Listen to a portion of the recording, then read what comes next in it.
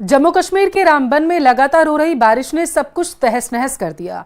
बागना, धर्मकुंड और सीरी जैसे इलाकों में बादल फटने, भूस्खलन और बाढ़ ने लोगों की जिंदगी पर गहरा असर डाला। बादल फटने आई बाढ़ से रातों रात कई घर तबाह हो चुके हैं। दुकानों और बाजारों को भी भारी नुकसान हुआ। सेना, पुलिस, एनडीआरएफ और एसडीआरएफ की टीम राहत बचाव कार्य में जुटी है।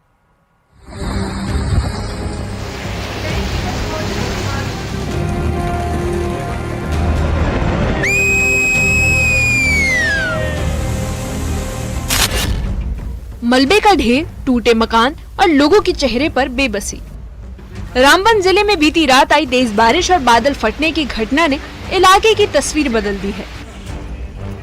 भूस्खलन के कारण सड़कों से संपर्क कट गया और कई घरों को गंभीर नुकसान पहुंचा, जिससे बागना और आसपास के इलाकों में जिंदगी की रफ्तार धीमी हो गई है।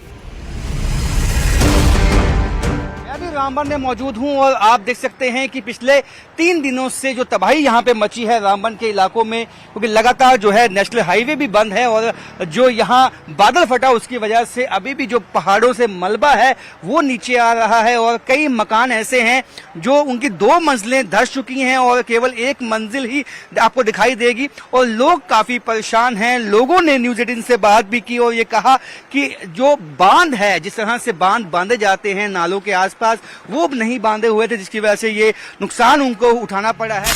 बारिश और भूस्खलन के चलते रामबन में जगह जगह तबाही मची हुई है।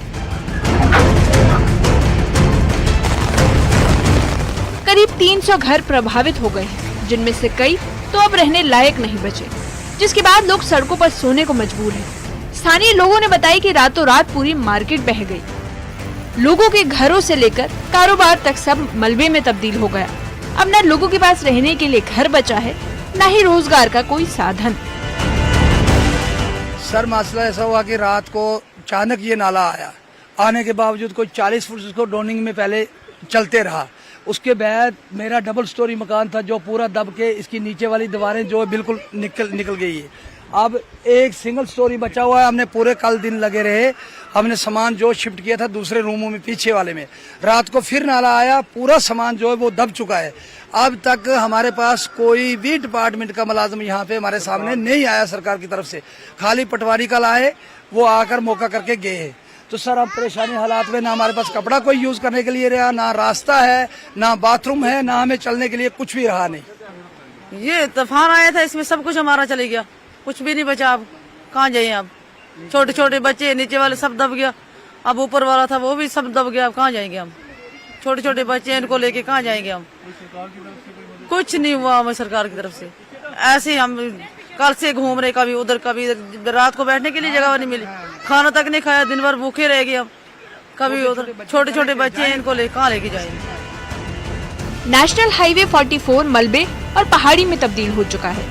नेशनल हाईवे की समूची पहाड़ियां चकनाचूर होकर मलबे में तब्दील हो गई है। तबाही की तस्वीर दिल दहला देने वाली है। सड़क से गुजरने वाले कई वाहन फंसे हुए हैं।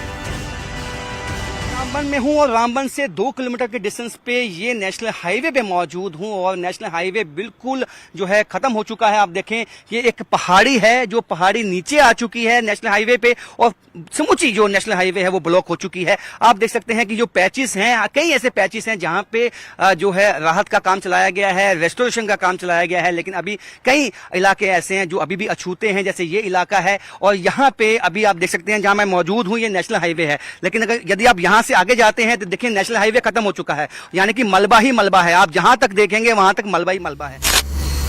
रामबन के एसएसपी कुलबीर सिंह ने बताया कि हाईवे पर बहाली का काम जारी है। साथ ही उन्होंने साफ कर दिया कि अब तक किसी गांव में कोई शख्स मलबे में नहीं फंसा है और प्रशासन लगातार नजर बनाए हुए है।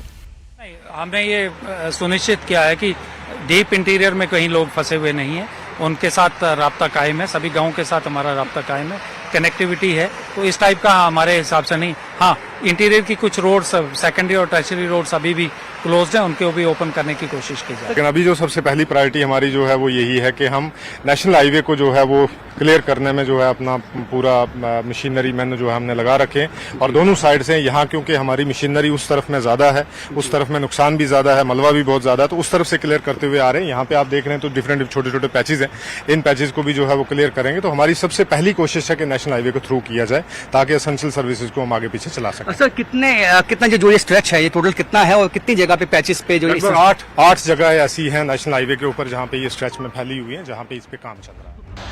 रामबन में बाढ़ की वजह से हजारों लोग प्रभावित हुए हैं। रामबन के विधायक अर्जुन सिंह ने बताया कि एक हादसा नहीं बल्कि एक गंभीर प्राकृतिक आपदा है, जिसके बाद उन्होंने सरकार से इस आपदा को नेचुरल डिजास्टर घोषित करने की मांग की है। साथ ही उन्होंने आपदा से निपटने के लिए योजना बनाने पर भी जोर दिया। सिर्फ इस हाईवे को खोलने पर से सिचुएशन कंट्रोल नहीं हो जाएगी, क्योंकि आप देखेंगे कि तो ये सबसे मेरा टफ कॉन्स्टिट्यूंसी है और जितना जो नुकसान हुआ है वो पहाड़ी क्षेत्र में हुआ है, जहां गरीबों के लोगों के मकान जमींदोज हुए हैं, जहां कीमती जाने गई हैं। अभी देखिए नीचे एक संस्कार हो रहा है, ये वही कल जो डेथ हुई थी।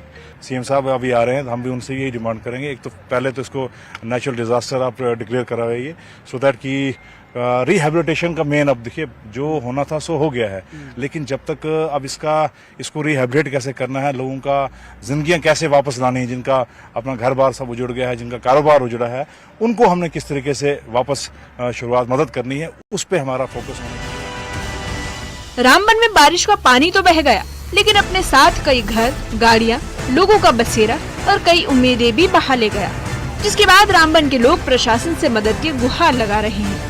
न्यूज़ 18 के लिए रामबन से राजन वैद की रिपोर्ट।